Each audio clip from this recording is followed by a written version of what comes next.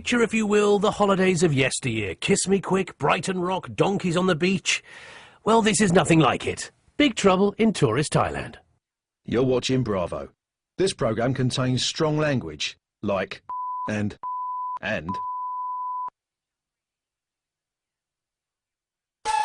Thailand is a paradise on earth. No wonder nearly 1 million British tourists visit each year. Okay, give me money! But amongst the exotic entertainment and excitement, danger lurks. Hey, don't film. Last year, 288 British tourists were killed and 92 ended up in prison. To combat Thailand's reputation as a dangerous holiday destination, 500 tourist police volunteers have been drafted in from around the world. We have problems with foreigners that will get themselves involved in some sort of altercation. And we have exclusive access to this unique law enforcement unit as they take on drugs, You see this head? drug users, It's a class 1 drug called Yaba. victims of violence, sex tourists, and held travellers who are in big trouble. Do not resist us. Coming up in tonight's episode, Cumbrian teenager Misha is jailed for cannabis possession. He'll be tried, fined, possibly have a jail sentence. A bunch of Royal Navy Marines get into hot water when they hire a jet ski. You're a crook. I'm just a normal person.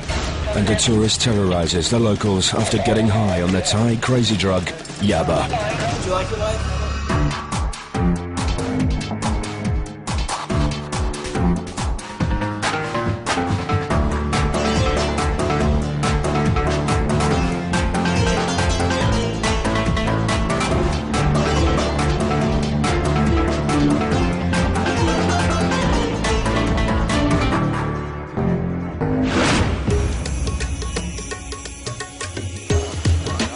Phuket is a major port and stop-off points for the British and US Navy, carrying out operations in the coastal waters of the region. And with hundreds of British sailors desperate to unwind, it's up to naval police officers Matt and Tim to hit the streets and make sure that their charges don't get into too much trouble.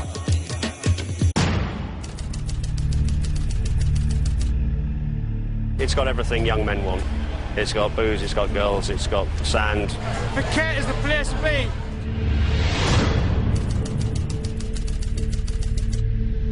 The big issue here in Thailand, certain Thais trying to rip our guys and girls off. The mopeds, the scooters and the jet skis, they are a particular problem. Our personnel and all Westerners are getting fleeced out here, and it's, we believe, by organised gangs. Hello, jet ski. After being at sea for 6 months, a bunch of young Marines have a few days of well-earned shore leave and have taken to the water again. They've hired a jet ski from local beach vendor JJ. We always, when the jet ski bring into the beach, we check the jet ski, bottom, side, everything. If something breaks, you have to pay for that. Some try to run away, but when we get them, when we run, follow them, and we get them. For one of the young sailors, fun on the ocean wave has suddenly turned into big-time tourist trouble. On returning the jet ski to base, owner JJ is saying it's been damaged, and he's about to threaten them. One of the lads who hired the jet ski tried to run away when he was challenged about the damage, but was captured by a gang of JJ's workers before he could flee. 21-year-old Marine Jack now stands captive. Nervous and on edge, he tries to defend himself against the accusations. Basically, it's been hit on the side, and if you just look underneath there, I can't remember being hit in the side there, because that's where my leg would have been. You know, if my leg had been there, I think I'd have knew about it, because I'd have moved. So, what are we gonna do? JJ is angry and claims that Jack ran away from his responsibility. Don't try to run away again, okay? Otherwise, you're gonna have blood on your face. You can break anything of anyone. I don't give a fuck. I don't care. If you break my jet ski, you have a problem with me. We are men. We're not girls. We're not lady boys. You don't wear a skirt, you wear a pen, right? We talk straight. This for repair, it's gonna cost you 44,000 baht. 44,000. That's around £800. I can't afford that. I haven't got that much. I ask you one more time, how much you can pay for me? 35, that's it. 35. Make it 40. 40, not 35. I not pay for nothing that I not do wrong. I sit and drink beer on the beach. I don't even drive a jet ski. And my jet ski come and break it. And you want to pay for nothing I do it? Kiss my ass. With the young Marine cornered and the situation escalating, Jack's friends finally return.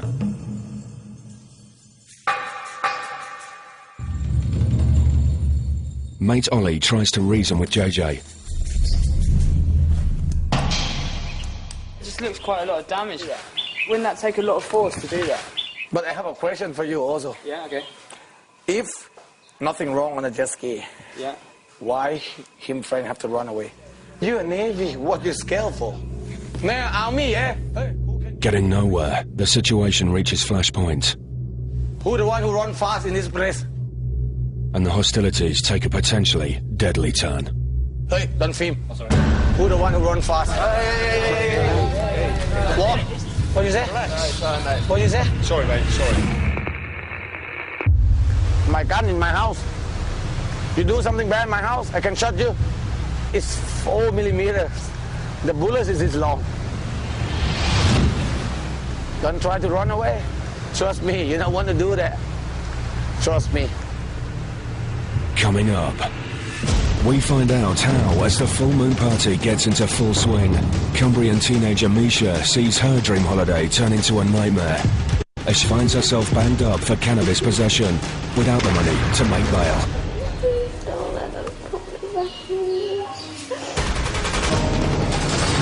We meet Cardiff lad Dave, serving time for drugs crimes. I think people back home would be horrified by it all. You know, nice happy houses and that, their cups of tea. And Naval Police Chief Tim arrives at jet ski hireman JJ's camp, sparking an electrifying confrontation. You're a crook. I'm just a fucking normal person. Don't shout at me. Listen to me. Do not shout at me.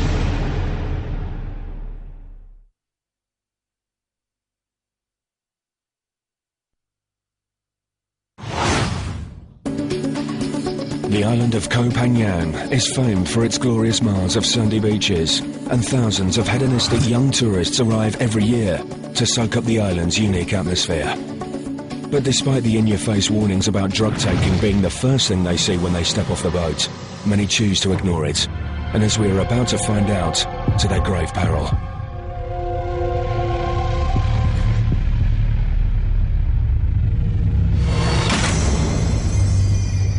As the sun sets and a full moon fills the sky, the cries of clubbers and dance music can be heard echoing all around, which means it can be only one thing: the night of the monthly full moon beach party.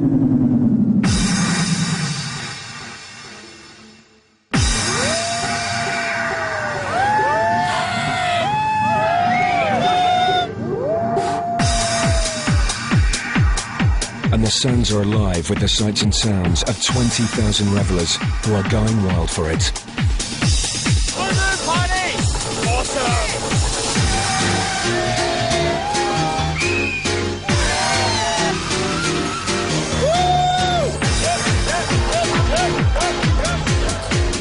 This is the ultimate all-night rave.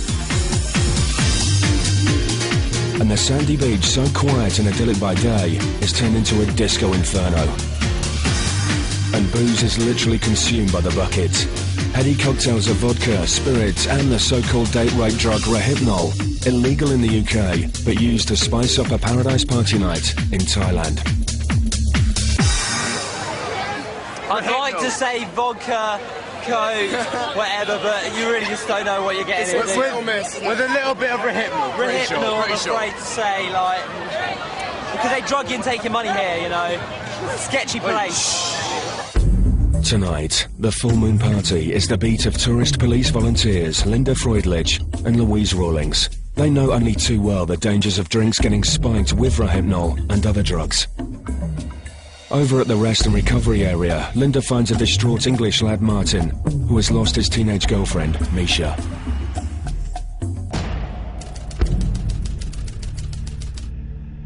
The poor guy, he's been here 3 or 4 times already. He said she doesn't drink. They shared a bucket of booze, and she got very drunk, and he went to the store to get her some biscuits. When he came back, she was gone. Hopefully, we can find her. It is a very nerve-wracking situation. I mean, we've got people losing cameras and Blackberries and now girlfriends. At night, the beaches of Thailand are a dangerous place for a drunken single girl, as Louise knows only too well from past experience. Some people tend to think that their drinks have been spiked maybe because there's 2 people, they've both done the same thing, one's perfectly fine, the other one can't walk, their eyes are rolling. But at least if you're with someone, they can bring you here and you'll be safe. If you're on your own, you know, you're on your own. But if it's a pretty girl, maybe they want to take her back and have their evil way.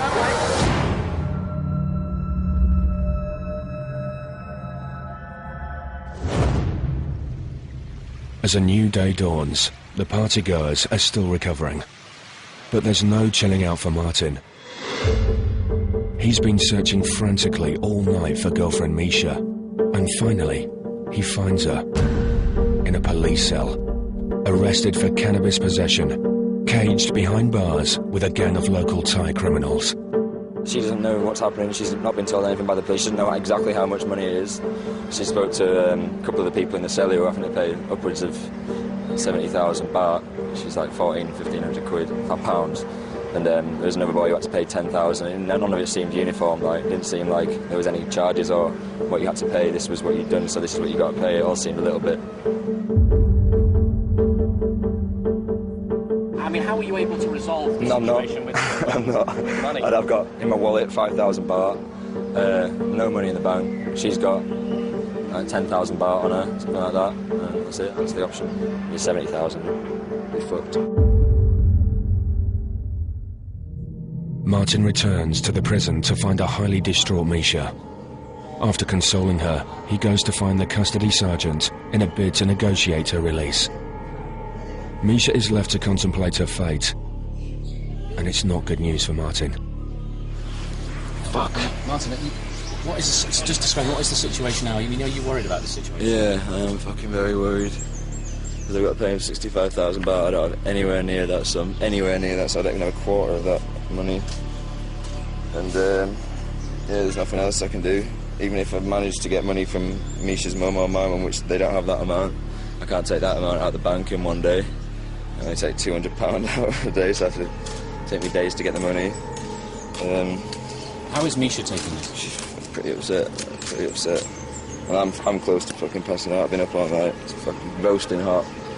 I thought I can't do this anymore. It's fucking all day. This is going on. It's going to go on all day. Yeah, I'm knackered. She's fucked as well. The police show some compassion and let Misha out of the cell for a few precious moments with Martin. But she's beginning to face up to the harsh reality of her situation. They don't have the money to make bail, so she will be forced to return to the cell. And possibly be transported to a maximum security Thai prison. As Misha awaits her fate, over in Phuket, the dispute between young Marine Jack and jet ski hireman JJ... Why you try to run away? Tell me why. I don't know why. ...is reaching flashpoint. Hey, don't film. Who the one who run fast? Hey. What? What you say? Relax. What you say? Sorry, mate, sorry. Right, +44, yes. The demands turn into threats, and the now seriously worried young Marines call in their boss, Naval Police Chief Tim. He's seen his lads scammed for money in a similar way many times before. Tim immediately goes head-to-head with JJ. Where's the boss? I'm the boss. You're the boss? Yes. Right. How come every time one of my guys hires one of your jet skis, there's something wrong with it? There always seems to be something wrong with your jet skis when my lads have used them. If nothing happened or anything damage happened on the jet ski, don't worry with that. Right, obviously nothing's happened. And how nothing happened? He didn't hit anything, so what's hit him that's How caused are you damage? sure that him not Let me hit see it? the damage. Okay. If there's ever any damage to the hull of a boat, the salt water causes corrosion and decolorization, which leads to telltale signs if the damage is fresh or old. And they will see it, new or old damage. If the brand new is a white color, if the old damage, when they touch the water, it's gonna change the color, being black or brown. If the old damage, being black or brown. That's old damage. That's not new damage. It's old damage? That's old damage. How you prove it's old damage? How you prove it's new damage? That's old damage. I can tell They by the said to staining. me. By the staining. They said to by me. The don't start shouting at me. I don't start shouting Don't to you. shout at me. I don't don't shout at me. So Don't you shout listen at me. first, okay? That's old damage. Can you listen first? I don't worry you're the boss or you're a captain. I don't care. This is my business. Yeah, your business. And it's if corrupt. And if it's corrupt, that damage is old. I know fiberglass. He'll pay you 10,000 baht and that's it. 10,000 baht, huh? Yeah. Him said to me he want to pay me 35,000. I asked him for 40,000. Did you say you'll pay 30? I won't pay 40. I never said 40.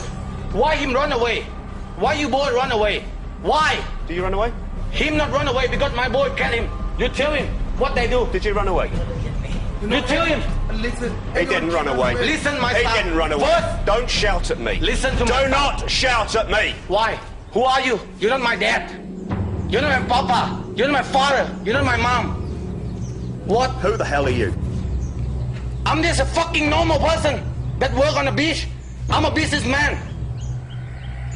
You're a crook. Fuck you. Fuck you. He'll pay you 30,000 and then you leave. No. 30,000 we leave. No. 30,000 we leave. No. Right, go. Get No, back. him gonna go. Jack out. JJ's workers surround the Marines. You pay 30,000 now. No. You take 30,000 and that's it. Him agree 30,000. Him agree with me for 35. You said 35, but I said 40. You said 35, right? Did you say 35 or not? Probably did, yeah. Yes. Right, all right. If you said 35, he'll pay you 35. No more. 35,000 baht. Take it or leave it.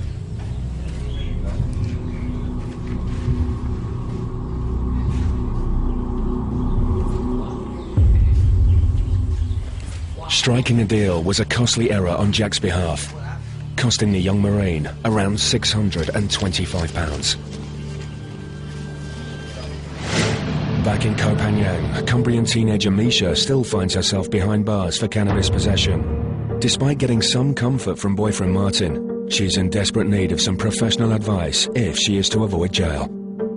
Neil Bambridge, a British Embassy agent, has been alerted to Misha's plight.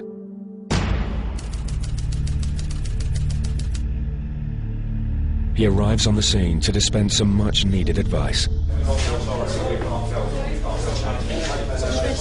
How much were you called? What were you called? Cannabis this month. It's illegal in Thailand now, you have to be aware of it. It's illegal everywhere. No, I'm fully aware of that. It's just, it was literally passed to me, and I turned around and they were there. I didn't buy it. I didn't do anything with it. I literally turned around and they were there. Okay, don't worry, just relax.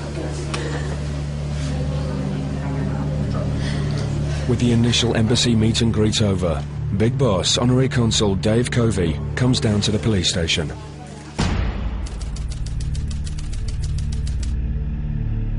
And I'll tell all of you collectively what is the likely next chain of events, okay? Don't worry about it, it's not the end of the world. He goes through the formalities and procedures of the Thai justice system with Misha and any other Brits who have been kept back in the cells.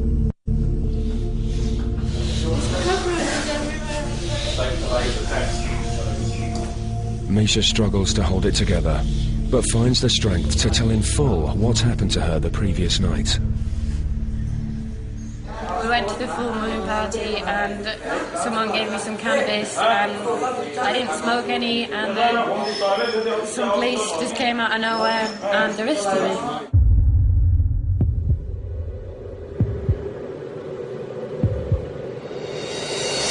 I said, I'm not going anywhere till my boyfriend gets back, and then they threatened to put handcuffs on me, and then one of them was saying, yeah, put handcuffs on her, and the other one was saying, no, don't, we'll just take her, and then they took me to the police station near the beach.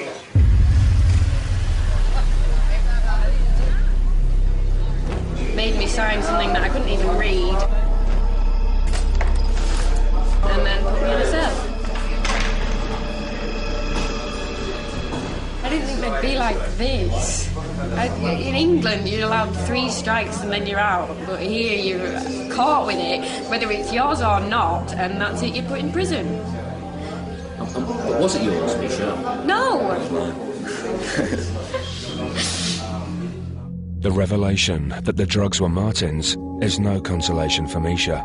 She was caught in possession with them, and she will do the jail time. Do you feel any sense of responsibility? I mean, do you feel, you know... Yeah, I should be in there. I should be in there. Just want to go home. I want to get her out and go home. So I'll pay them the fucking money, pay them the bribe and go home. Pig sick of it. Bullshit.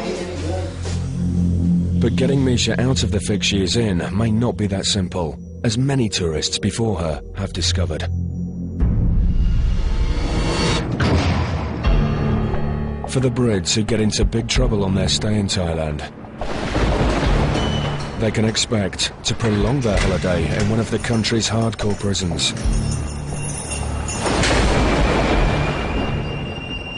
Over 102 British residents are currently serving time for crimes ranging from drug dealing to sex offences. I think people back home would be horrified by it all. In their nice happy houses and that, their cups of tea.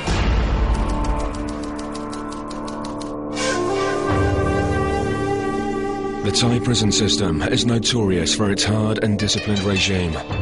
As many as 150 prisoners can have to share cockroach-infested cells. It's a tough regime. The Thais, they treat pretty bad. They beat them bad. Severely. It's just natural for them to just bash them about, sticks, whack them along here. Dave is one of 6 Brits banged up, and after 7 months is only just getting used to prison life. And that's despite having spent time at Her Majesty's pleasure back in the UK. Well, I've been involved in drugs in the past, but I come to Thailand to get away from everything, you know? 4 years ago, just come out on my own. Just wanted to get away from my life back home. Had a couple of quid in my pocket. Thought I'm moving away forever. Find happiness. I moved to an island called Phi Phi Island. I was there for about 2 years. I brought a nice little bar and things, and I had some good friends around me. Then it went pear-shaped. My money was gone. The bar went bankrupt. I had no way of surviving and no way of looking after myself. Obviously, there's other routes to go down, but I turned to the stupid route. Low on cash, Dave made the mistake of becoming a drug dealer. I was sentenced 15 years, but I got half off for pleading guilty, so 7.5 years. The Cardiff lad has found the transition into Thai prison life much tougher than expected, but he has plenty of time to get used to his new surroundings. My cell is a rectangle like that, with a toilet on the end. That's it. The toilet wall is that high. You don't get no privacy. I use the dustbin lid now, going number 2. And urinal thing where you wee and shower the same place. Wee and shower the same place. You're meant to have 55 centimetres each to sleep in. But we all dust together, do you know? We call it the Bronx. It's the most crowded as well. There's about 150 people up there, maybe more. That's pretty much it then. But if Dave thought the going was tough in the main prison, nothing could prepare him for what happened when he found himself in trouble for beating up a fellow prisoner. I've just been locked up in a solitary for 3.5 months. But what happened was a paedophile came in.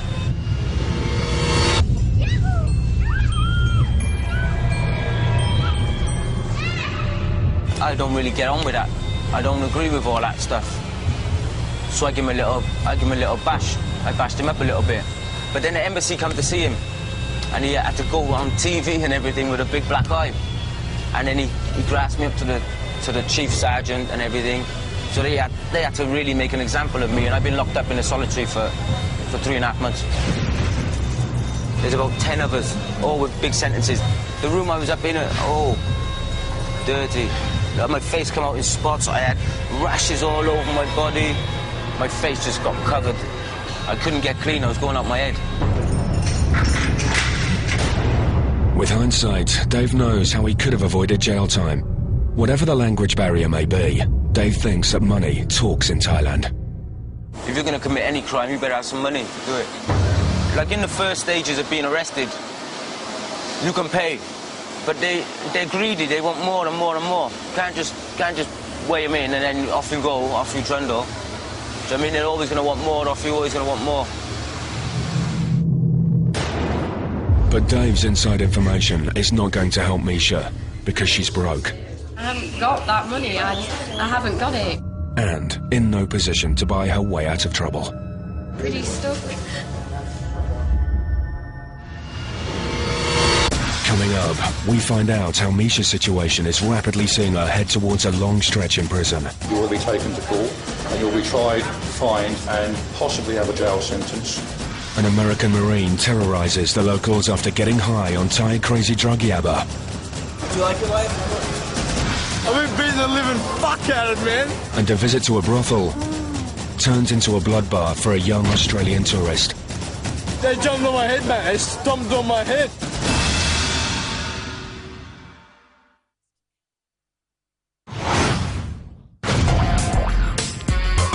Welcome to Walking Street, the most famous and vibrant part of the Thai city of Pattaya. Running from Beach Road to Bali High Pier, this 2-mile stretch is traffic-free at night and a mecca for tourists, especially guys looking for a good time, in the way only Thailand knows how to provide.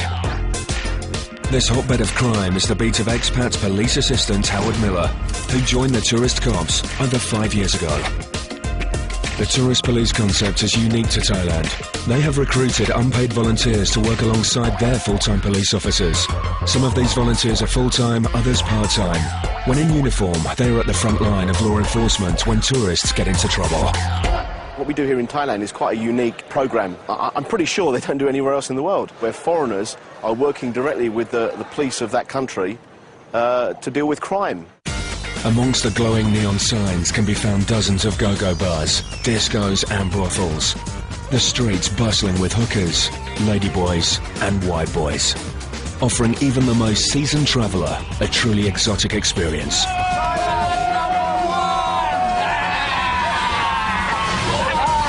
Howard knows the problems inside and out. Prostitution, cheap beer, cheap way of living, partying, and all that combined together often causes problems. And that's why we're here. Howard's a man who just loves his job and rises to the challenge of keeping the streets clean. These people make me feel like... Good man, see you later. Tonight, a routine patrol is about to turn into a mini drugs bust. If you're caught selling drugs, the maximum penalty is death by lethal injection. My advice, never do drugs in Thailand, especially if you're a foreigner. You have to be very careful though in Thailand. A tourist has alerted the police to what he believes to be a local street vendor dealing drugs from his food cart. Howard and the team head over to the scene to investigate.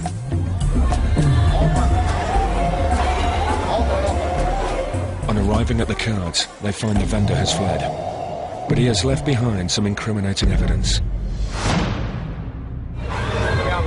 Yabba, that's a lot as well.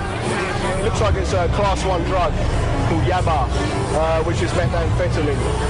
It looks like the owner of this food cart here had them stashed in a small hole, and is probably dealing from here. A Russian tourist saw it and basically called us But obviously the owner of the cart has gone away, so we'll try and find out who owns the cart and we'll go from there. Howard and his colleagues turn over the rest of the cart looking for more drugs but find nothing. So spread their investigation wider by asking nearby traders who the owner may have been. But none of them claim to know, saying he has just set up shop there today. We're assuming they're real drugs, they might be fake. There are a lot of fake methamphetamine tablets going around. Fake drugs are a big problem in Thailand. But to Howard's experienced eye, these particular ones appear real due to their shape, colour and hallmarking. Keep an area clear, don't want too many tourists around, please. Howard takes the mini haul over to the police mobile and awaits the arrival of narcotics officials from the police station, who will test the drugs to see if they are real. 1, 2... They may look small and innocuous, but they are dangerous and potentially deadly. And as Howard explains, yaba is a real problem in Thailand. Yaba, in the exact literal translation, means crazy drug. It's just methamphetamine speed, basically. In Thailand, they're orange tablets. A lot of them come over the border from Cambodia and Burma. They're mostly not manufactured here in Thailand. This footage was taken by a Thai police officer. An American Marine got this high after taking just one yaba pill. He was found by the locals, screaming in the street and writhing about in the road before the police arrived to arrest him.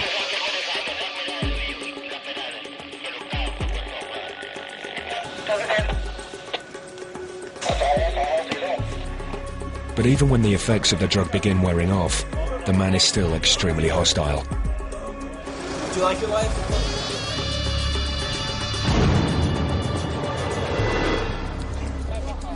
Back at the police mobile, the narcotics squad have arrived and they inspect the pills. What they're doing now is they're just testing to see if it's real drugs or not. There are a lot of fake drugs around. I mean, I think you get that in any tourist town around the world, you know, fake drugs. But we've had a tourist police detectives just turn up as well. They'll verify if it's real or not. You get jail time for that though if you were caught with that amount of tablets. Quite serious jail time. It's quite uncommon to find it on this street actually. They'll often try and sell marijuana and things like that, but to actually sell class 1 drugs is quite unusual. With one job done and dusted, it's on to the next one for Howard. And it couldn't be more different. The call has come in that a 20-something Australian tourist has been beaten up in a brothel. Howard and his team head straight to the destination. Upstairs? Wow. Entering the massage parlour, they find the man bleeding from the head and staggering down the stairs.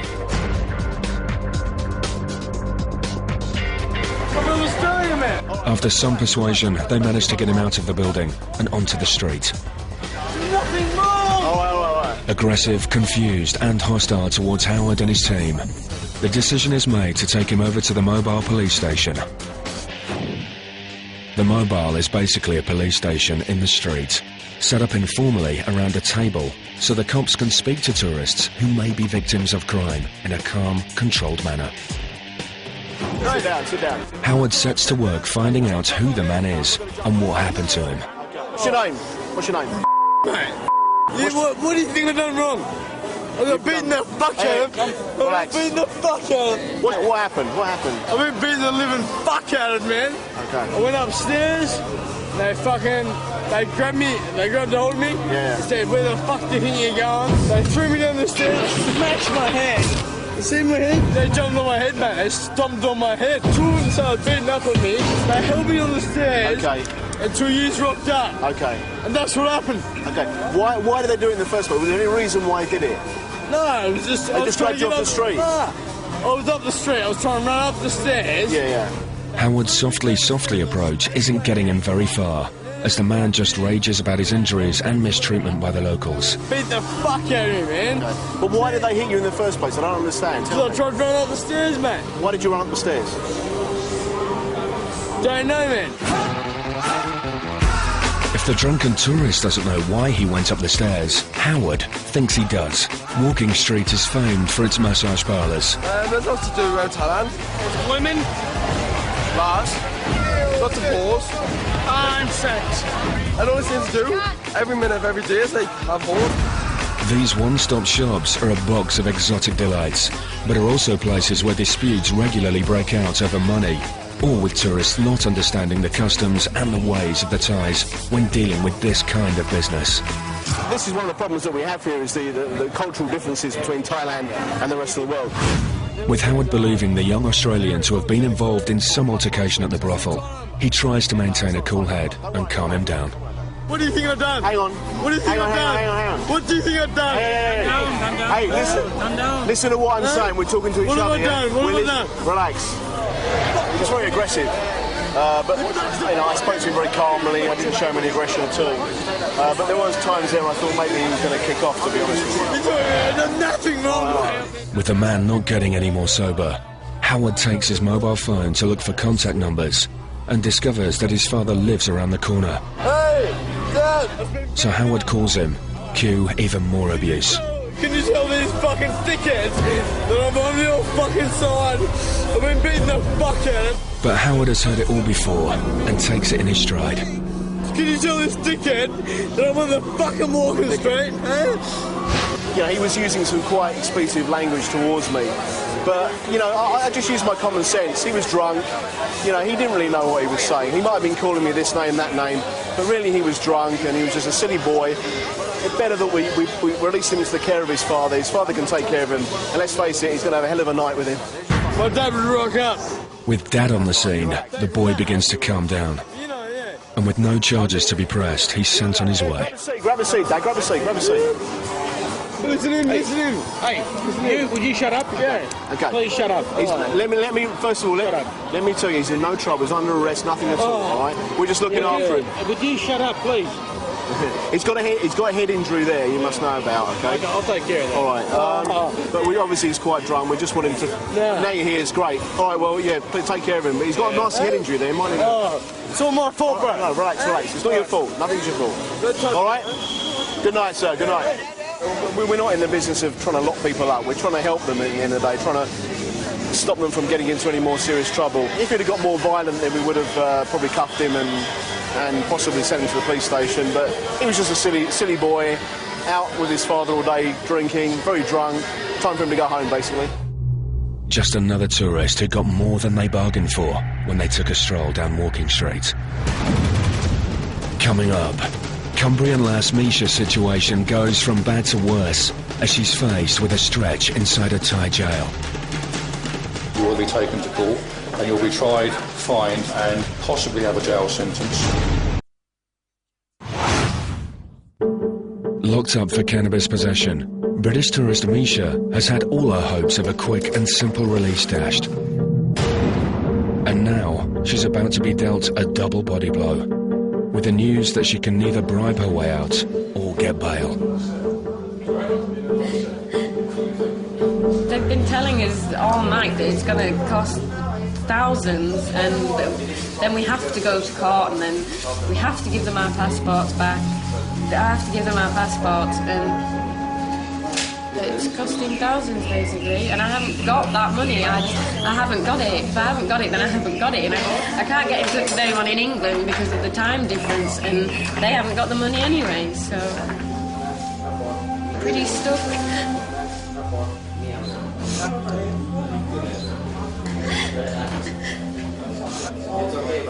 The situation is as follows. You guys have all been arrested for reasons various. That's down between you and the police as such. Basically, you can be bounced in and out of the legal system for 84 days. At that point, you will then be taken to court and you'll be tried, fined, possibly have some probation, possibly have a jail sentence, and deported via the normal system up to Bangkok and sent home. If you come to any agreement privately with any individuals that I'm not really going to get involved in, you could be in and out in about 7 to 12 days.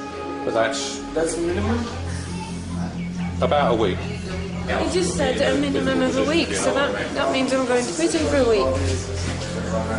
Point to note, when it comes to bail, any money that you guys pay for bail, you must ensure that when it's paid in downstairs, it's a very good idea that your name goes on the bit of paper saying so.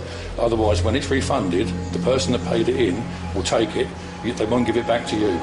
I'm just warning you as best I possibly can without putting myself in a position of difficulty, if you know what I mean. Wow, fuck.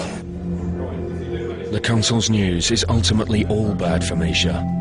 Martin knows she is now looking at a spell in prison, no matter what happens. Coming up next week, Misha's cannabis conviction looks likely to send her to jail. It doesn't seem like you're going to just get off with a fine. It doesn't seem like that. No. Okay. The dream holiday has truly become a nightmare. A pair of mercenaries on holiday from Iraq go on the warpath on the streets of Pattaya. You see this ad? And a British football fan fears for his life as he gets lynched by an angry mob of locals. In 7 years of doing this, I've never met anyone that's done that before.